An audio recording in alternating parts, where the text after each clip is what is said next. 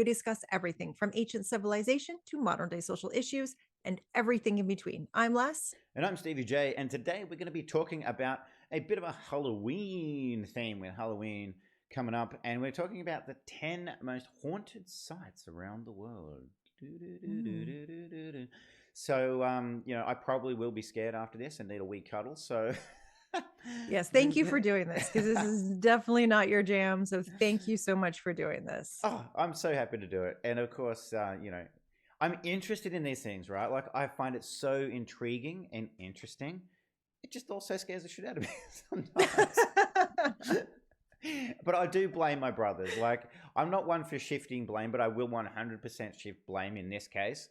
Because when I was like 7 years old, my brothers basically kind of made me watch The Exorcist. And so ever since then, I don't know, I've just been scared shitless of this kind of stuff.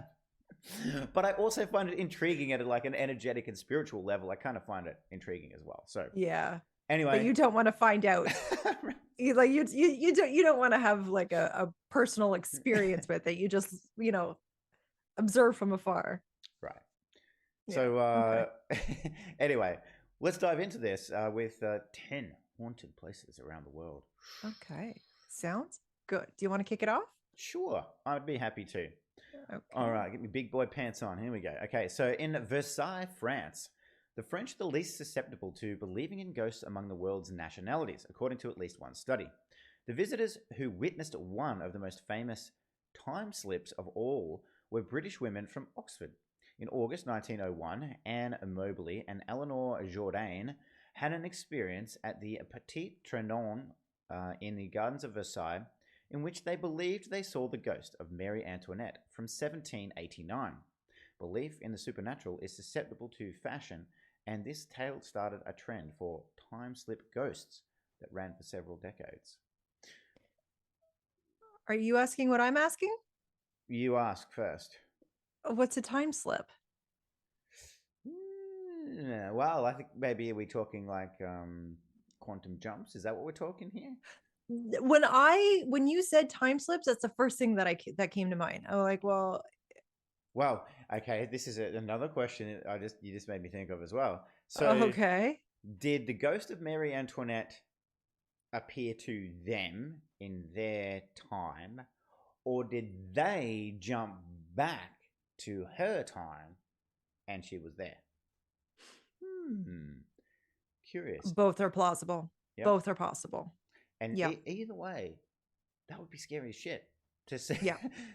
To just be like, whoa, damn, there's Mary Antoinette right next to me. Yeah. Yeah. Okay, Yeah. so Versailles, France. That was the first one. And we're going all around the world, people. We're not discriminating. It's all around the world today. All around the world. Okay. Oh, geez. Every single person in Scotland is going to have my head on a spit because I have no idea how to pronounce this. Glamis Castle in Scotland? Well, I feel like, and I'm going to get crucified for this one. Glamis. That's it. That's the one. Nailed it. Okay, so it's a castle in Scotland. Mm-hmm. One of Scotland's most seductive folkloric haunts, the turreted fortress has more historical ghosts than rooks and in a rookery. What the hell's a rookery? Isn't a rook one of those bits of a castle, where the bow and arrow person goes, like the archer, in the top of the castle? I thought that was a rook. Maybe I'm wrong. Well, we're going with you're right, because I have no idea what it is. Perfect. A rookery could be like a drug deal gone bad for me, so I don't know. Well, like, either that or like a pimp and a hooker deal went wrong. Like a rookery seems like a hookery that went wrong. So much better. What? So much better. Okay. I'm sorry. Nearly all of them connected to treachery, witchcraft, and cruelty. Gifted to the Lyon family, Lattery the Beauce-Lyon, by Robert the Bruce. Robert the Bruce. Interesting. Why have I heard of him? And standing swatted and Highland Mist, not far from Dundee, Glamis has at least 20 apparitions, including a phantom African page boy seen by young Queen Mother. It was her, so this was Queen Mother's Oh, childhood home. wow. Okay.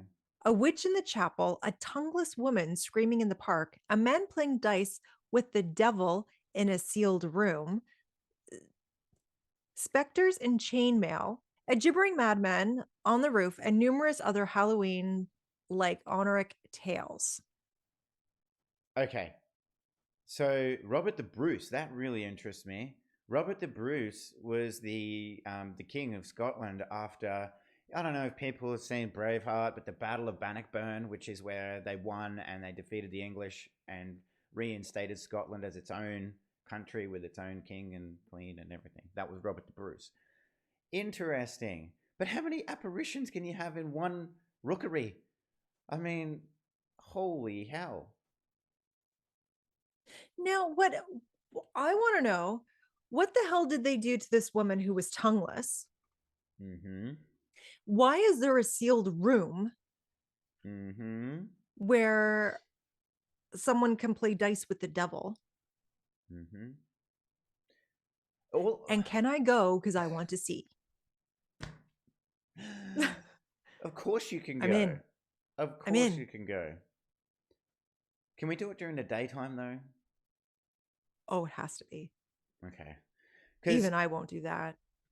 Because this is exactly what we talked about at the start. I want to see this. Like, I'm curious. I'm so interested by this. I also will need spare pants.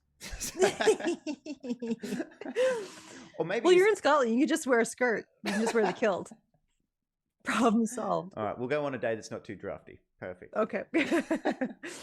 There's the ghost of the pantless man frolicking in the yard as well. Yeah, I'm like, no, that's mine.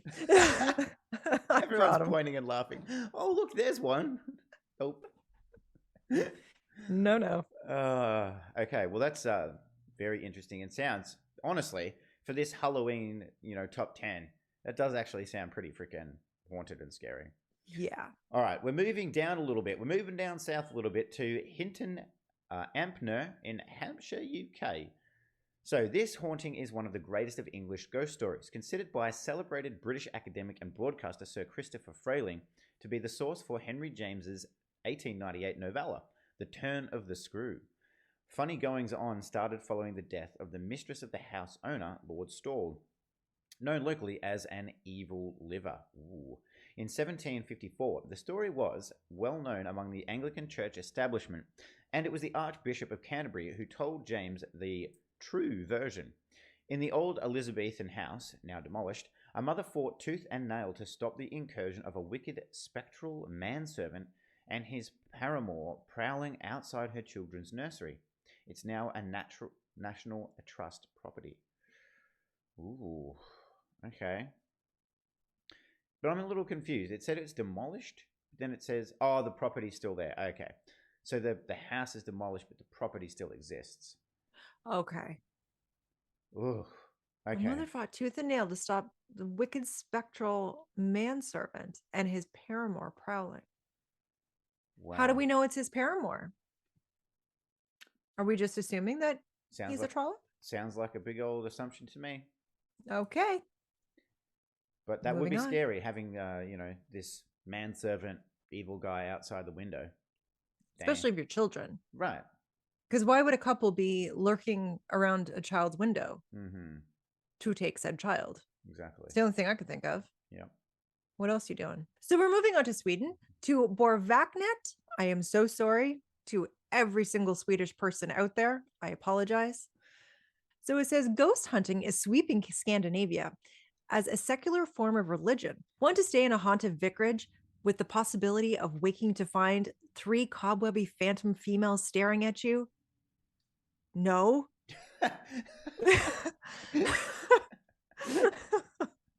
No. What a question. Just imagine, one day I come in and I'm like, hey, I'm organizing a vacay for us. How would you like to wake up with 3 cobwebby women staring at you? No. Nope. No, thank you. No. Generations of clergymen have suffered poltergeist activity at and the attention of apparitions in this neat little wooden maze. It is all very Bergen-esque. It has a restaurant, and you can, in fact, rent the whole house if you want to, but hurry, it's closing for the winter in a few days. Okay. And also, the website is in Swedish. Well, of Well, course it is, because yeah, it's in Sweden. it's in Sweden. Yeah. Okay. So first of all, good job on getting through that, because there was a big few tongue twisters in there. So well done. There were. But okay, this one seems. I'm just going to put this out there. Maybe it's haunted, maybe it's not. But it seems like a bit of a commercial opportunity, like a cash grab. This one. Oh, you can stay. Oh, there's breakfast. Oh, you can hire the whole house, and Cha-ching, cha-ching, yep, cha-ching, cha-ching. exactly. Yep. And you can even have a funeral before you die if you like. Exactly. Exactly. Okay. I got some questions about this, so I'm going to reach out to some of our Swedish friends. Nice. I like it. Because, I mean, of course, like that does sound scary, but it also sounds like a bit of a cash grab. So, yep. Let's move on to the big old US of A, to the Amityville house in Long Island, also well known for the film The Amityville Horror. Ooh, all right. Dun, dun, dun. All right, here we go. Please don't knock on the door of this private home, but from the outside, feel free to gaze at the house that spawned a horror franchise and dozens of books. The story of 112 Ocean Avenue begins in December 1975, when the Lutz family moved into a home that had witnessed a horrific family massacre not long before. By all accounts, some of the furniture was still there. A succession of demonic events and a plague of flies was the least of it. Recently, Danny Lutz was involved in a documentary about his experiences there as a child. The jury is very much out on this one. Yeah. So it was almost proven that everything that happened after what happened to the family was a hoax, because they said, like, listen how much, like, you can, because they got the house so cheap, obviously, of what happened in there. Entire family annihilated. So I think it was between the priest, or it was between the realtor. I can't remember who it was, but there was a voice recording of them having the conversation of how they could make money, like from books and movies and this and that, from making up scenarios and stuff. And it's one of those things where you'd almost expect it, because it was such a horrific event. Like, how could the energy not be damaged within that house? And there was, like, anyway, well, I'm saying hogwash. Right. I'm saying absolute hogwash. So everything after the massacre, right? Yes. Because that happened. Right. And I was just going to say, now that is some scary shit. The massacre thing. And what led to and caused the massacre, that's some scary shit. Yes. But everything post that, of course, like with so many things, it's just like, yeah, how can we make some cash? Yeah. The house alone, like that's the thing, the house alone, and living in it is a story all on its own. And if nothing's going on, well, then just say nothing's going on, but it's still a famous house. Yeah. So yeah, the initial annihilation is way more interesting than what happened after. Way more interesting. But apparently there was a couple of families that went in and out. But the thing is, like, I can get myself into a tizzy if I thought I heard something, or if I'm watching scary movies late at night. I can definitely terrify myself because my mind starts to play tricks on me, and I know it does. Yeah. So if I'm living, so I walk into this house and you tell me, okay, we live here now, I'm going to think that every creak is one of the family members coming to get me. Of course I'm going to think that. So I'm going to start making up scenarios in my head, and then I'm going to think that they're true, and then I'm going to go tell the neighbors, and the neighbors going to go tell their neighbors, and the next thing you know, you have a hoax on your hands. Yeah. 100%. All because of this went out of control. Yeah. And I want to say at this point as well, like, we're by no means saying that, some of these other houses and, places that have been reported to be haunted are not true, because oh no, I believe it. There's been many other ones, less popularized, but the evidence that they have, that these people have, is insane. So Hmm. I just want to put that in there as well. Oh no, I believe it. I just Hmm. think that I don't believe this one. No, I agree with you. Like everything after Yeah. that seems like complete tally ho. Yeah. Thank you. Thank you for the tally ho. You're welcome. It's my favorite.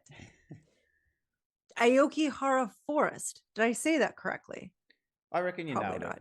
I reckon you nailed it. Let's just go I with it. probably butchered it. I'm so sorry. Getting all the difficult ones today. You I really really are. I did something wrong in a past life. You really are, and I apologize. But you're doing a Uh, fantastic job of getting through it. oh Jesus. Okay. So for corner of the eye encounters, this dark and most unsavory of locations has become the object of great interest for Japanese demonologists and ghost hunters. A 3,500 hectare forest of dense woodland at the base of Mount Fuji is one of the most popular places in Japan to commit suicide. It's not advised to stay from the official paths because naturally occurring magnetic anomalies add both to the legend and the likelihood of getting lost. Some say the story dates back to Seisho Matsumoto's 1960s novel Black Sea of the Trees. The superstitions about the uncanny place seem to predate it. This place terrifies me. Me too. Me too. Because like they said, there's those magnetic anomalies as well. So, Mm-hmm. and my question is this: a lot of people get lost, right? Now, Mm, it's also the number one place for suicide in Japan. mm-hmm. My question is this: how many people enter that forest with zero intentions of committing suicide, but then after spending time in there for however long, end up either lost, wayward, directed off to a different path, and then feel like committing suicide? Oh my God, you're absolutely right. What is it that's going on in there? Like So people are the so magnet drawn to it. is it the magnetic field that's throwing off your energetic system? Mm-hmm. What's it doing? Mm-hmm. I'm not going to go find out. No,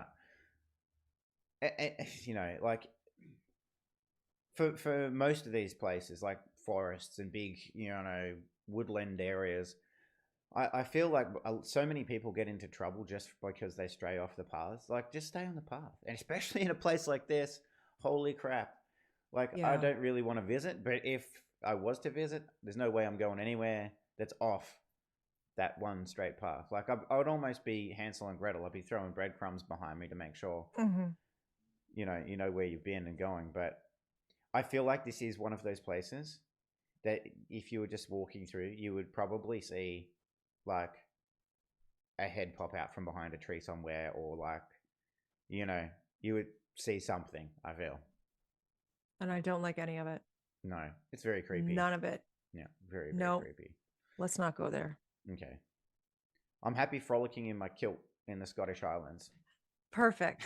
With all the rooks and the rookeries. Yeah, I'm happy to be a rooker. That's fine. I've done other things. All right. Nothing I haven't done before. Exactly. Twice. All right. So we're now moving over to Venice, Italy. We're going to Paviglia Island. I hope I said that right. I think you did. In You the did read that right. dot dot dot. In the news last year, when its 99-year lease came up for sale, the miss of Paviglia includes the story that Venetians are too superstitious to take you there. In the Venetian lagoon and dotted with suitably ruined buildings, tales of plague victims and mad asylum directors are all part of the story. Most of the rumors about its spookiness seem to originate from non-Venetian sources, including a 2009 US show called Ghost Adventures. City Tours offers trips around the island. It takes 10 minutes to get there from San Marco Square. Interesting. Hmm. Interesting. 99-year lease. Hmm. Who was the leasee and who was the leaseor who thought that 99 years was a good idea? Like, why 99 years? Hmm. That's very interesting. And you know what else I find interesting? Like, I could almost just forget about the Ghost Adventures stuff and Yeah. the toury stuff. My curiosity is with the locals. The locals are scared shitless of it. Yes. So why? And right, because you often, like especially in ancient places like this, you find that the it's been passed down from generation to generation. Right. And also, what I find curious is often when there's an opportunity to make some coinage, it will be the locals who use a local, myth, legend, story to make Mm-hmm. money. But Yep. it's not them doing it. So if they don't want to No. go there, if they don't want to make any money off it for tourism, I feel like What's going on? there could be some credit to this, and there could be some real stuff going on there. You're absolutely right. Hmm. Mm. All right, let's think about it from afar. But I don't want to go Okay. there either. Oh, this is a beauty of a joint. We're going to Cali, baby. Oh yeah. Going back to Cali, Winchester House in San Jose, California. Speak to any American ghost hunting enthusiast, and sooner or later, the subject of Winchester House comes up. And the good news is you can tour 110 of the 160 rooms. It is full of dead ends and staircases going nowhere, built under the orders of Sarah, the guilt-ridden widow of the son of the gun that won the West manufacturer. It is said that she was terrified of the vengeful spirits created by this most efficient and deadly of U.S. weapons.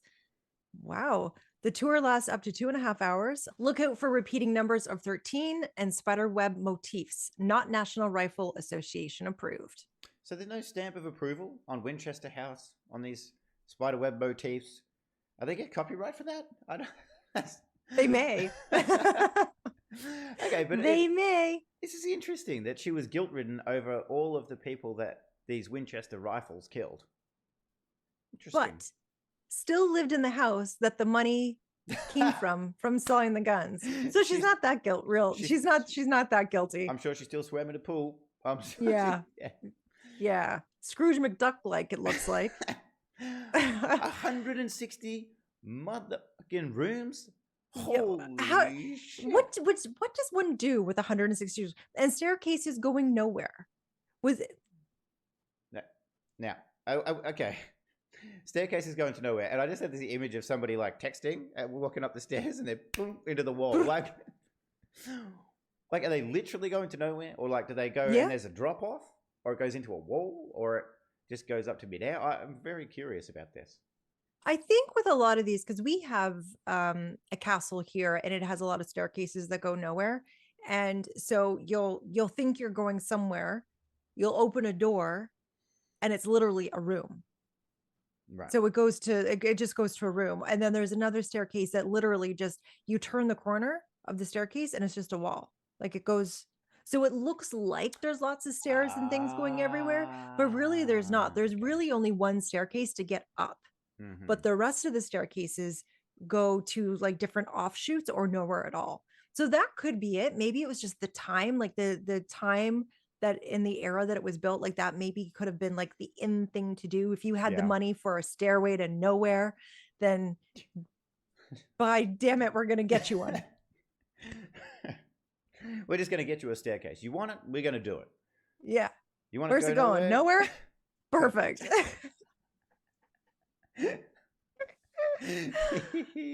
All right. Let's go from the US of A in San Jose over to the Tower of London.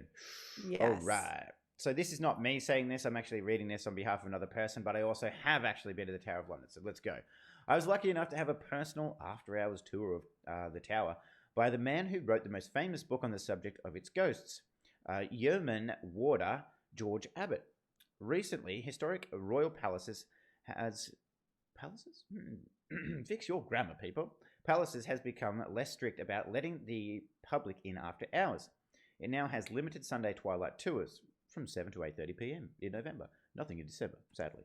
Expect the subjects of spooked centuries and Anne Boleyn's headless ghost to be raised. Was Anne Boleyn one of Henry VIII's wives? The one that beheaded his wives? It was Henry VIII, right? I'm pretty sure it was. Yes, I think it was. Did you carry the 3 as well? I did. Well, I did. Now, Tower of London, like I said, I've been there, and it was a cool place to visit. I would definitely visit again. But I was saying to you, like I'm a lot more energetically open now. So I would be keen to experience it again and see if some of the, see what else kind of comes in, because I mean, there's a whole lot of shit that would have happened at the Tower of London throughout its journey. I mean, Yeah. this was the place where prisoners were held. This was like the place in London. So Yeah. I imagine there'd be a whole lot of different kind of spirits and energies kicking around in there. And it's the most guarded, right? Because isn't the Tower of London where the Queen, well, sorry, rest in peace, Queenie, where she kept her crown? Yes, the family Is that where jewels. she kept it? Yeah, that's where the family jewels are. Yeah. Yeah. So yes, very well guarded. And I Yeah. mean, naturally, I mean, it is the Tower of London. It's, even from its old days, it's got the walls and then more walls, and it's, but it goes up against the Thames River. So Mm-hmm. that's, yeah, very well guarded for sure. Again, I'm intrigued, but only during the day. Yeah, I don't want to do the nighttime thing. Yeah. There's not enough pants Yeah. for that. But you know what? I'm sure they'll accept your kilt. Yes. I'm sure they will. Yes. So it's fine. All right, You're done. covered.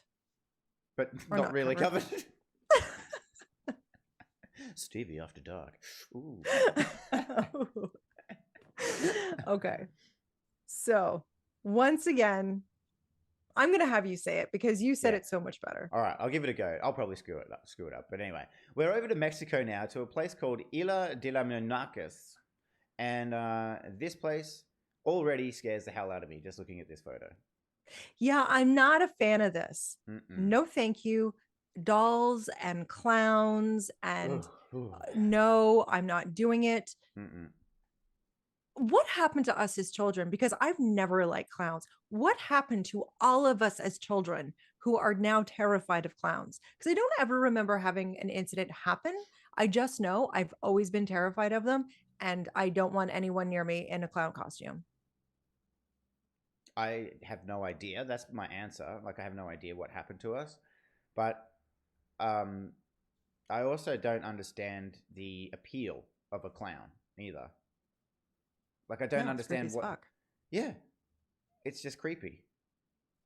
Very, very creepy. Everything a clown does, just a person could do, without Yeah. all the the clown garb and Yeah. everything. Like, I mean, and for me, like, my fear of clowns and dislike of clowns, once again, thanks brothers, started when they put on It on my 8th birthday, the movie Oh, It. Jesus. So thank you. Did they not learn? Or they did learn. Sorry, they did learn. They did, yeah. They got me good. Okay, so you can travel by train to this place that I cannot pronounce. It's a Mexican suburb, and then convince a barge punter that you need to visit the island. A disturbing array of decaying dolls hang in this man-made Chinpa, ancient farming island, apparently the work of one individual who, legend has it, lost his mind clearly when the body of a child was washed up on his island, or some say it's a kind of art installation because it looks creepy. Rumors abound that it is populated by ghosts, making it an unlikely tourist attraction. It is terrifying. I do not want to go. I don't want to see. It is a madman, either a madman or it's an art installation. Yeah. Well, much like the forest that we went to with the Japan. nests. Oh, yeah, the one we actually went to. The one we actually went to, yeah. The one with the nests. So it could either be a dinosaur nest or an art installation. Take your pick. Right. Whatever you want to believe. Yeah. But it's an art installation, but you can believe it's a dinosaur nest if you really want to. Of course. But either way, like, whichever one it is, it's creepy as fuck. Like, oh yeah, like what were you thinking? Like dolls? I cannot do dolls. I cannot do dolls. It's no. It's too much. And the what are the name of those people? The ones who do the spiritual, like the spiritual clearings, and the they're a famous couple that go around the US clearing places. Anyway, We'll put we might forget. Warren. The Yes, the Warrens. Warrens. The Warrens, right. Yes. Okay. So the Warrens have dolls in their collection, like haunted, possessed dolls in their collection, that they won't even touch the glass that they're encased in because they're so evil and possessed and demonic and stuff. So, first of all, I'm not going to their house. Like, if we ever get an invite, I ain't going. But dolls creep me the F out. So, yeah. It is true. And dolls have always scared me. I never had them when I was younger. I always played with trucks, like trucks and like cars, Hot Wheels and stuff. That was my go-to. I never liked dolls, but that Annabelle, fucking terrifying. And they have Annabelle in their home. Yep. Don't do things like that. Nope. Please. It scares me that it doesn't affect me whatsoever. And it scares me that doll is living in their house with them. Yes. And other people are walking past it. Like, to view it and stuff. And they what if you accidentally, what yeah, things happen. What if you just look at it for too long? I mean, geez. Yeah. Oh, no, thanks. I am not messing with that. I'm good. No. And FYI, I don't ever want a doll. Ever. So I should I should need to return your Christmas present. Okay. Oh, no, Nick's fine. I can handle Nick. Okay.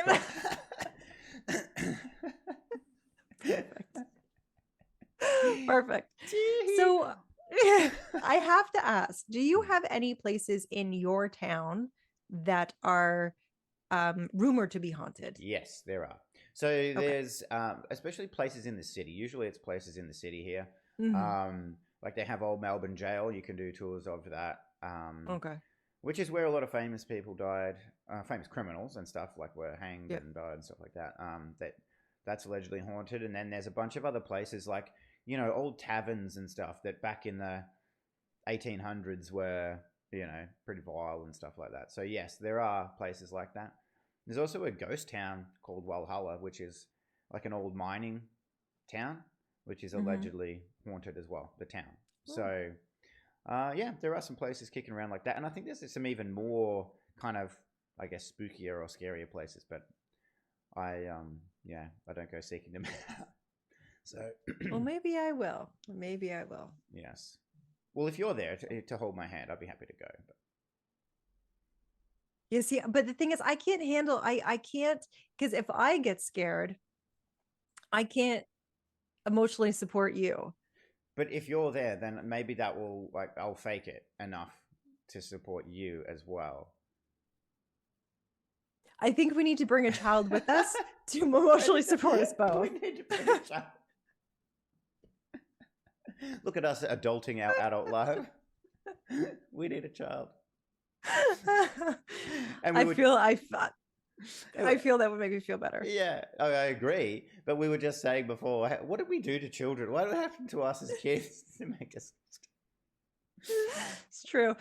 Figured it out. I figured it out. Yep. I got it. You nailed it. Absolutely nailed it. Yeah.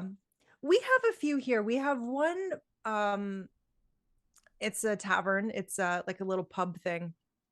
It's an old house, and it doesn't matter how many times it changes hands, and it doesn't matter how many times they try and keep it as original as possible, but they'll do a few things. There's always something going on. Things get moved. Everyone who's worked there, I think, has had an experience. And a lot of people go there just to see if anything will happen. But I just keep thinking, well, if the place is full and the music's pumping, something tells me that you're not going to experience something. You're probably going to experience something when it's quiet, when they feel like, when whoever is there living there, when I say living, I do air quotes, that they'll feel safer roaming around when there's less people there, or probably someone that they know or they trust or whatever it may be. So we have one of those, and we have a prison. That's been shut down and now does tours, ghost tours and stuff. And yeah, we have a few places, actually. We have a few places that are pretty known to inhabit supernatural things. Interesting. Yeah. Interesting. Well, I mean, I guess there's places that can be turned into, like, a prison is a place where it can shut down, like it's fully operational and functional, and it can shut down, and then you go, ooh, all right, like we can turn that into a scary tours place. Yeah.